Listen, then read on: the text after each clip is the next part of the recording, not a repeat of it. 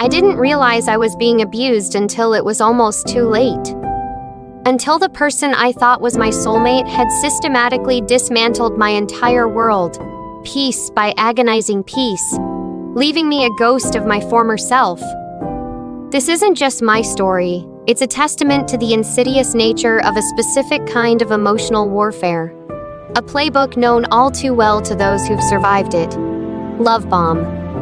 Devalue. Discard. Repeat. If you've ever felt like you're losing your mind, like the ground beneath you is shifting, like you're constantly walking on eggshells with someone you love, then keep watching. This story will help you name what you've lived through, validate your experience, and show you a path toward reclaiming yourself. Because the truth is, what happened to me, what might be happening to you, has a name. And once you name it, you can begin to heal. The cliffhanger isn't just about my escape. It's about the shocking realization that the person I loved was a master manipulator, a chameleon whose true colors were so dark they threatened to swallow me whole. How did I miss it? How could someone so charming, so seemingly perfect, hide such a monstrous truth beneath the surface? The answer lies in the very beginning, in the moment I first laid eyes on him, believing I'd found my destiny, unaware I was walking into a meticulously crafted trap. He made me feel seen for the first time in my life. We met at a crowded coffee shop, a chance encounter that felt like fate. He was magnetic, his eyes holding a depth that seemed to understand my every unspoken thought. We talked for hours, effortlessly, as if we'd known each other for lifetimes. He listened intently, truly listened, to my dreams, my fears, my quirky habits, and instead of judgment, he offered unwavering admiration. He'd say things like, "I've never met anyone like you," or, "It's like you crawled out of my dreams." He inundated me with compliments, not just about my appearance, but about my intelligence, my kindness, my unique perspective. He'd text me constantly, morning, noon, and night, telling me how much he missed me, how he couldn't stop thinking about me. He called every night, sometimes for hours, painting vivid pictures of our future together. A future filled with adventure, shared passions, and an unbreakable bond. It felt like a whirlwind, a fairy tale come to life. He was everything I had ever wanted in a partner. A mirror reflecting back the best version of myself. A version I hadn't even known existed. My friends and family, while initially happy for me, started to express subtle concerns. "Isn't it a bit fast?" my sister asked gently. "He seems intense," my best friend observed, a hint of unease in her voice. I brushed it off, attributing their caution to their protective natures. They just didn't understand, I thought. They didn't see the depth of our connection, the sheer cosmic alignment that defined our relationship. He was always there, always available, always eager to spend time with me.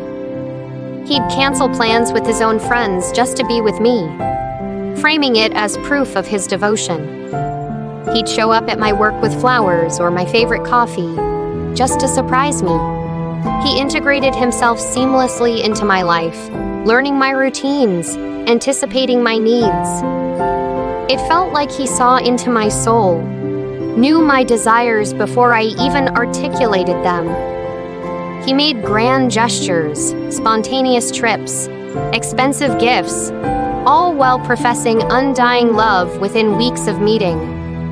He spoke of marriage and children, of building a life together, with a conviction that swept me off my feet.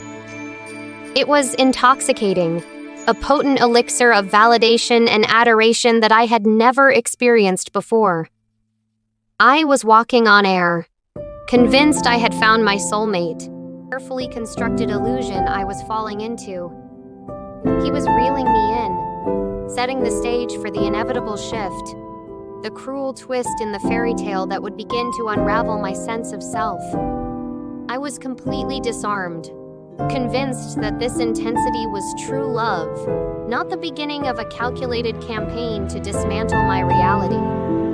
You understand how they hook you one day, but it wasn't your fault. I kept trying harder to fix it, thinking I was the problem. The shift was so gradual, so insidious, I barely noticed it happening. One day, he'd be my biggest cheerleader. The next, he'd subtly undermine my confidence. "You're imagining things," he'd scoff when I brought up a hurtful comment he made. Or, "That never happened," when I recalled an event we both experienced differently. This was my first introduction to gaslighting, a slow erosion of my trust in my own memory and perception. The emotional whiplash was relentless. One moment, he'd be showering me with affection, planning romantic getaways, and the next, he'd be cold, distant, and critical, his eyes devoid of the warmth I had come to depend on. He'd disappear for hours, ignoring my calls and texts, only to return with a flimsy excuse and a demand for my understanding. He'd punish me for perceived slights, giving me the silent treatment for days, leaving me racked with anxiety, desperate to figure out what I had done wrong. I'd apologize profusely, even when I wasn't sure what I was apologizing for, just to bring back the familiar warmth, to escape the chilling silence. He started subtly isolating me from my loved ones. My sister was too negative. My best friend didn't understand our unique connection. He'd subtly sow seeds of doubt, questioning their motives, implying they were jealous of our love. He'd demand more of my time, making me feel guilty if I wanted to spend an evening with anyone but him. My world began to shrink, his presence expanding to fill every void. His mood swings became more volatile, his temper unpredictable. A casual remark could ignite a fiery outburst, leaving me terrified and bewildered. He'd accuse me of things I hadn't done, projecting his own insecurities and transgressions onto me. If he was late, it was my fault for not reminding him. If he was upset, it was because I hadn't understood his needs. He twisted every situation to make me the culprit, the one responsible for his unhappiness. His controlling behaviors, once masked as caring or jealousy, became overt. He'd question my outfits, my friendships, my career choices, all under the guise of wanting what was best for me. "I just worry about you," he'd say, his voice dripping with faux concern as he dictated my actions. He'd intercept my calls, read my texts, demanding to know every detail of my day, every interaction I had. He'd manipulate others against me, twisting my words, painting me as unstable or irrational, eroding my reputation with those I cared about. The once loving compliments were replaced with cutting remarks about my flaws, my failures, my inadequacies. He'd compare me to others, subtly suggesting I wasn't enough, that I was lucky to have him. I was constantly trying to anticipate his moods, to be the perfect partner, believing that if I just tried hard enough, the old him would return. I was walking on eggshells, constantly replaying our interactions, desperate to identify my mistakes, desperate to fix whatever was broken. But it wasn't broken. It was being systematically dismantled. I was trapped in a cycle of confusion, desperately seeking validation from the very person who was stripping it away. Name the tactics. Normalize the confusion.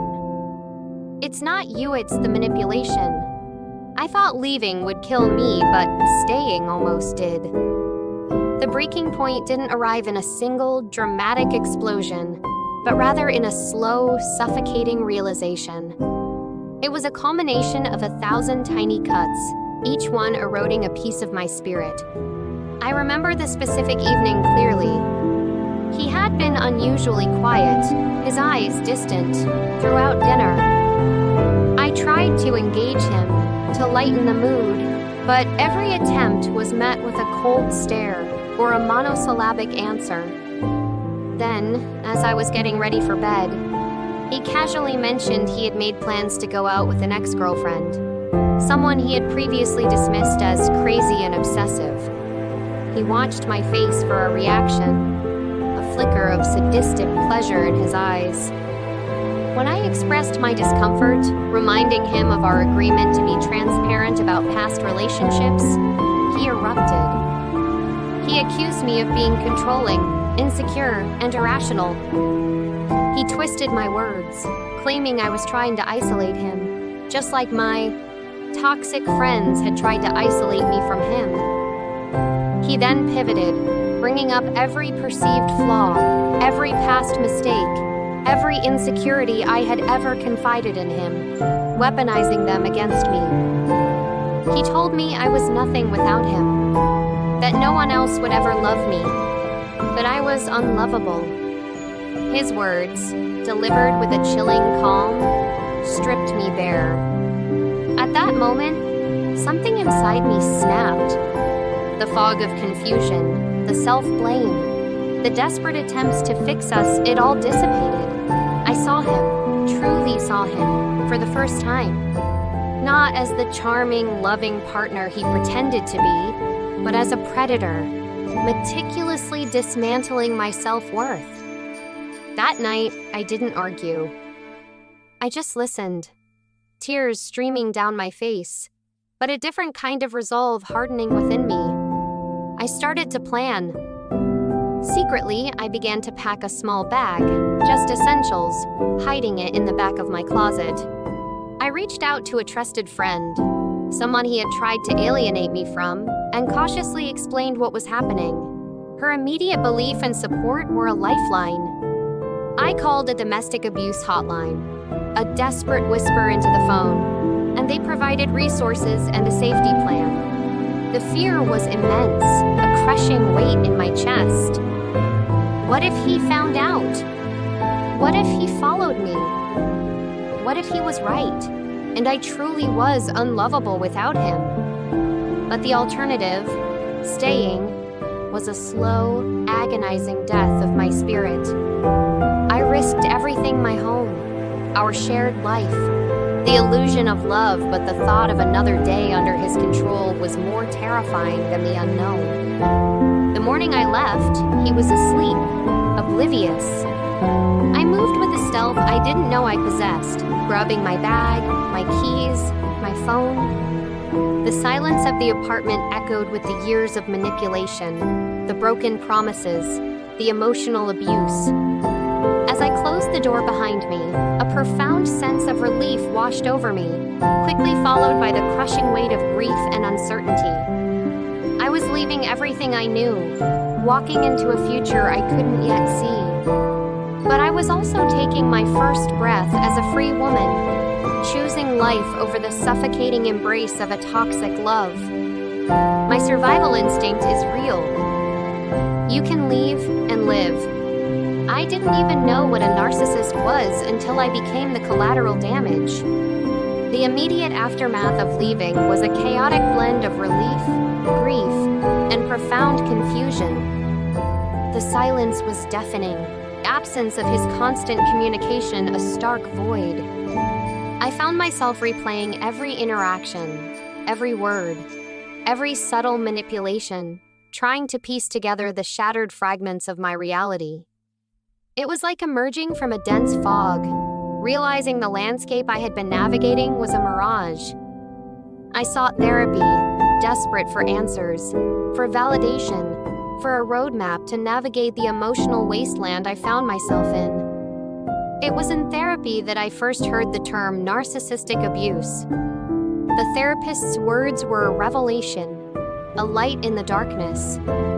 As she described the characteristics of a narcissistic personality, the grandiosity, the lack of empathy, the constant need for admiration, the manipulative tactics, a chilling clarity descended upon me. It was like she was describing him, meticulously detailing the very behaviors that had almost destroyed me. The love bombing, the devaluing, the discard, it all clicked into place. It wasn't me. It wasn't my fault. It was a pattern, a playbook, expertly executed by someone devoid of genuine empathy. This knowledge was transformative. It allowed me to externalize the abuse, to understand that his actions were a reflection of his pathology, not my worth. I began to set boundaries, first with myself, then with anyone who threatened my newfound peace. The most crucial boundary was no contact, blocking him on every platform, changing my number, severing all ties. It was agonizingly difficult, like amputating a part of myself, but absolutely necessary for my healing. I immersed myself in self-care, reconnecting with friends and family, rediscovering hobbies I had abandoned, prioritizing my physical and mental well-being. I started journaling, pouring out the pain, the anger, the fear, and slowly, the hope. If I could tell my past self anything, it would be this: trust your gut. That nagging feeling, that persistent unease, that sense that something isn't quite right. It's your intuition screaming at you. Listen to it. And to anyone watching this who might be in a similar situation, please know this: knowledge is power. Once you name it, once you understand the dynamics of narcissistic abuse, you can begin to heal from it. You are not crazy. You are not alone. And you are strong enough to reclaim your life. If this story feels familiar, please drop a heart in the comments. You are not alone, and your story matters just as much. I know the fear, the confusion, the exhaustion. I know what it feels like to question your sanity, to feel like you're trapped in a never-ending nightmare. But I also know the incredible strength that lies within you, the resilience that will carry you through. You don't have to heal alone. This is your space now. A space where stories like ours are heard, believed, and validated. Your voice is important, and by sharing your experience, you not only contribute to your own healing, but also offer a beacon of hope to others who are still navigating the darkness. If you want to learn more about narcissistic abuse and recovery, you can find valuable insights and a supportive community on my Quora page, Toxic Confessions. We are here for each other, building a community of survivors, reclaiming our narratives, and rising stronger than ever. Please subscribe for more true stories of survival and strength. And let's continue this journey toward healing together. You are capable of so much more than you realize. Remember, the journey to recovery is not linear, but every step forward is a victory.